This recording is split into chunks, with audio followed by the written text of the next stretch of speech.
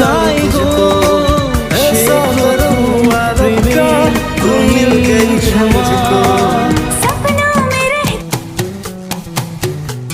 আমার সাথে কথা না বলে যে মানুষটা একটা মুহূর্ত থাকতে পারেনি, আজকে তার ব্যবহার স্পষ্ট বোঝা যায় যে তার জীবনে আর আমার কোনো প্রয়োজন নেই।